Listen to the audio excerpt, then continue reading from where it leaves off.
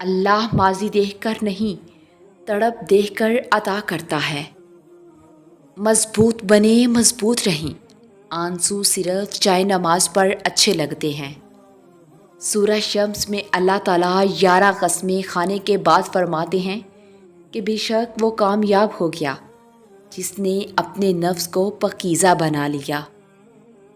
تھکے ہوئے دلوں سے کہہ دو کہ اللہ موجود ہے اور اللہ پر توکل کرو، جیسے یوسف علیہ السلام نے کیا اندھے کنویں میں۔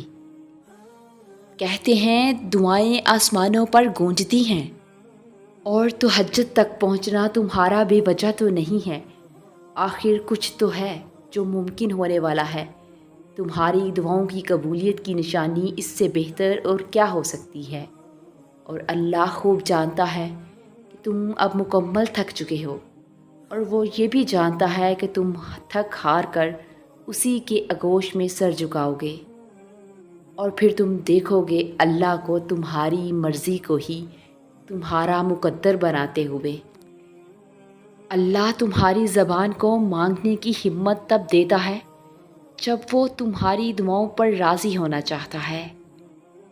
اللہ پاک ایسا وقت بہت جلد لائے گا جب تم اپنی آنکھوں سے اپنے لیے معجزے ہوتے دیکھو گے، اور اللہ پر یقین اتنا کامل یقین رکھو کہ اگر مگر لیکن اور کاش نہ کہنا پڑے۔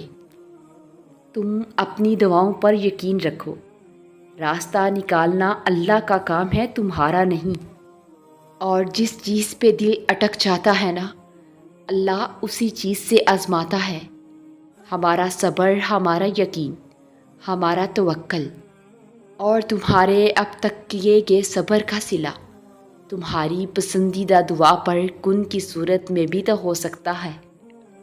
جو ہو گیا اس میں بھی آپ کی بہتری تھی، اور جو نہیں ہو سکا اس میں بھی آپ کی بہتری ہے، کیونکہ وہ جس کی مرضی کے مطابق ہوا ہے وہ دنیا کا سب سے ٹیلنٹڈ رائٹر ہے، اور اس کی رضا سے ہونے والا کوئی بھی واقعہ، کوئی بھی حادثہ کبھی بھی برا نہیں ہو سکتا۔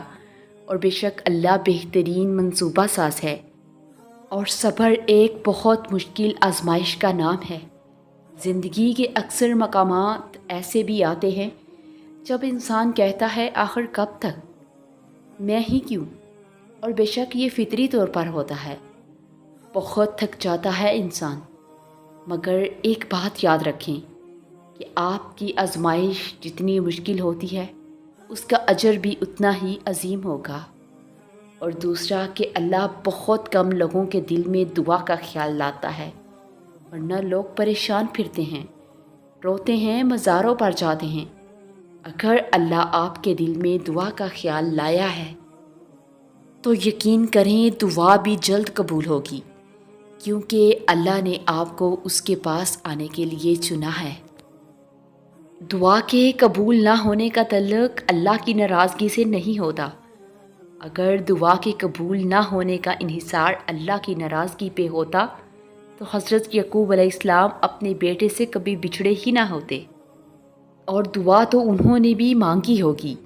اللہ ان سے ناراض تو نہ تھا نا کہ ان کی دعا قبول نہ کرتا، وہ تو پیغمبر تھے نا، اللہ کے نیک بندے، تو پھر اللہ انہیں کیوں دکھ دیتا؟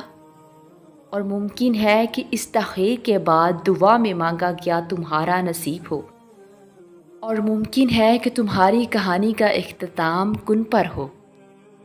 اور کبھی کبھی انسان کا یقین اتنا زیادہ ہوتا ہے کہ سب کچھ ختم ہونے کے بعد بھی وہ اللہ کی طرف سے ہونے والے کسی معجزے کے انتظار میں ہوتا ہے، اور اللہ تمہارا صبر ٹوٹنے سے پہلے کن کہہ دے گا۔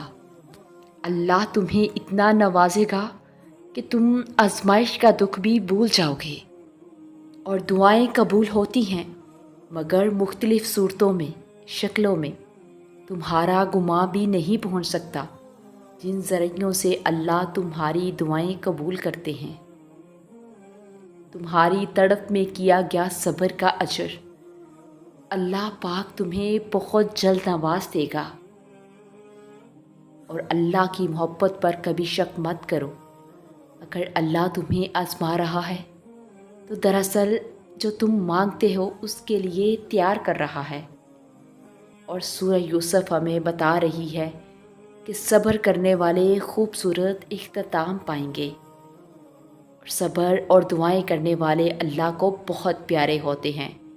اگر وہ آزماتا ہے تو یقین رکھنے والوں کے لیے مدد بھی بھیجتا ہے، صبر کرنے والوں کے لیے صلہ بھی تیار رکھتا ہے۔ توکل رکھو، کیونکہ اللہ کے معجزے توکل رکھنے والوں کے لیے ہیں، تمہارے لیے ہیں۔